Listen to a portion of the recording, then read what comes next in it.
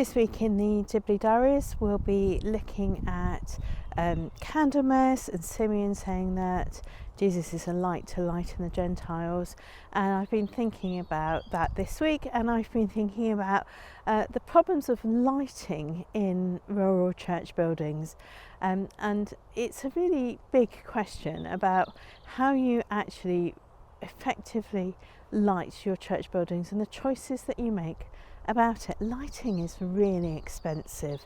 I don't know if you've ever thought about it before. You can't just have a whole set of standard lights plugged in. You have to have lighting. It has to fit in with the listing requirements of the building.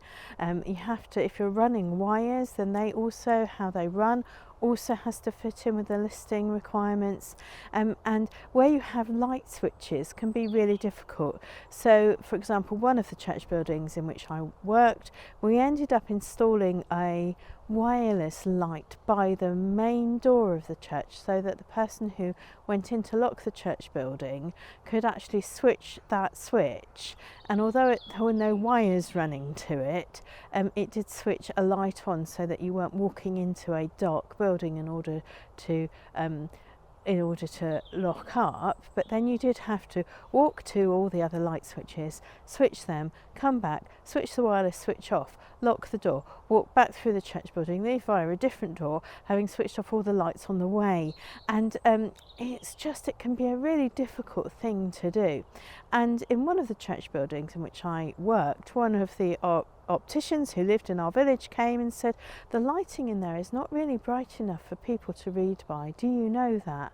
And I thought, yeah, probably, but we don't really have nighttime services in there very frequently, and it's thousands and thousands and thousands of pounds for us to actually do anything about that for maybe 5 evening services a year.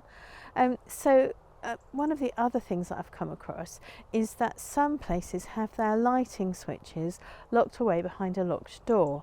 So some church buildings you go into, they're very friendly. They say, oh yes, the light switches are over there if you want to, when you come in, put the lights on. Other places, the light switches are locked in the vestry, so you can't go and switch the lights on unless you have a vestry key. So that can be quite a difficult thing as well, especially one service recently where we couldn't get the vestry door open. There was something wrong with the lock, and we were expecting a lot of people for a service where we needed the lights on, and we couldn't get in to actually switch the switches because the lock was sticking. So just a little plea about lighting in church buildings. If you go into a church building and it's dark and you can't find the light, or you think the lighting is inadequate, it is just a really difficult and very expensive thing to sort out. So yes, make some helpful suggestions, donate some money if you can, if it's something that they're working on, but actually it's a more difficult problem than you might think in a listed small church building with a tendency to be quite dark.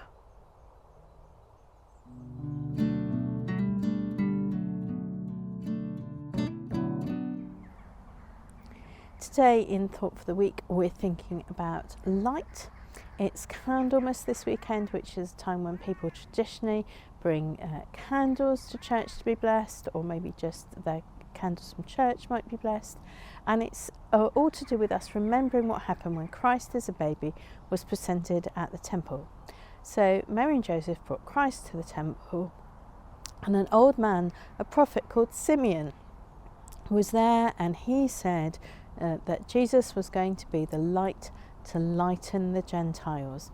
And Simeon was looking back towards the Old Testament prophecies, things like in Isaiah 9, where it says the people who walked in darkness have seen a great light. Those who lived in the shadow of the valley of death, upon them has the light shined. Simeon was looking back.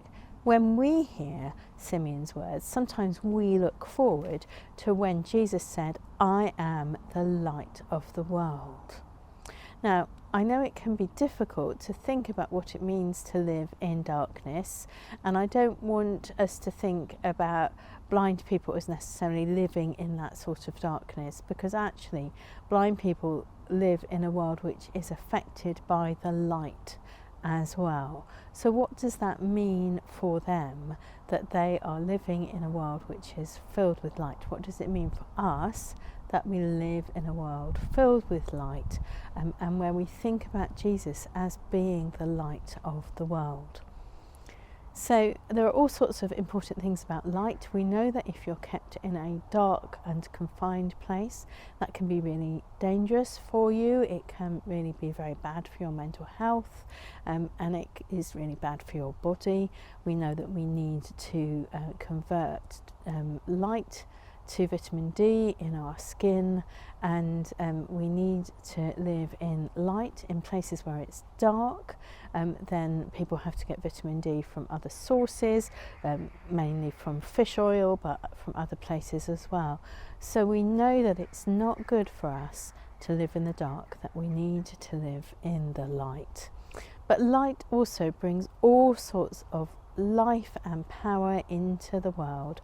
And when we think about light and think about photosynthesis and plants, the electron ring in the chlorophyll molecule receives light, and it uses the energy that goes in through there to alter the way that the electron ring in the chlorophyll molecule works, and it is able to turn an adenosine diphosphate molecule to an adenosine triphosphate molecule, and that energy from the addition is then broken off in other places so the plants can grow. You need light for plants, and our planet is really reliant on this light from plants to make a real difference to how we live in the world. So we use energy from plants, plants that lived recently, but also plants that lived long ago. We now know this is not so great, but for centuries we've relied on coal for powering things, for oil and gas. All of those have come from processes where plants were involved in capturing that energy, but we know that we need good energy from plants and trees, which are powered by light, to do all sorts of really good things for our planet.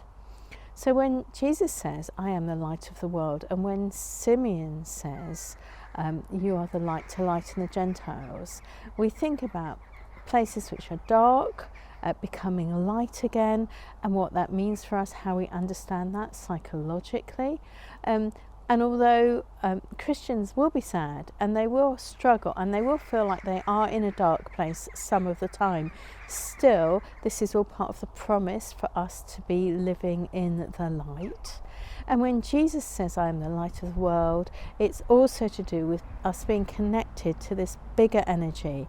The simile is that this is the energy that provides all the energy that we have, or almost all the energy that we have on the planet, but also it's part of that idea about being brought into the creating and sustaining power of God as we live in the light.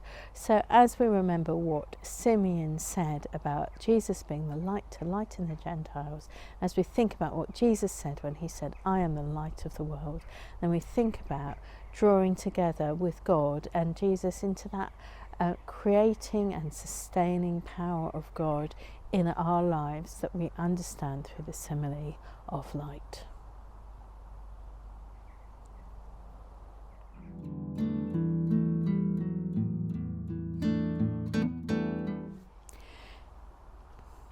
The Dibley moment for this week is a candle-related Dibley moment, which happened to me in a church service just before we were getting ready for Christmas one year, when somebody had gone round to light all the candles, and there was one particular candle that I thought, gosh, that's awfully close to part of those Christmas decorations. I'm not sure if that's going to be safe or not.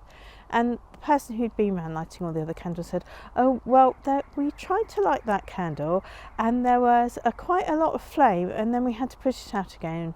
We didn't really understand what had happened. 5 minutes later, someone came into the service and walked over to that particular flower arrangement and said, oh, I'm just about to turn my electric candle on. And they looked at the top of it and they saw that it had actually been quite burnt, and they wondered what happened. Unsurprisingly, they switched the switch and it didn't come on because somebody had tried to light the electric candle. I think we're really lucky that we didn't have more of an incident with that. But yes, if you think you're about to light a candle, please do double check that it's not a battery operated one in the arrangement at Christmas time. That's it for the Dibley Diaries for this week. I pray that you and your village, however large or small, have a really blessed week which is full of light.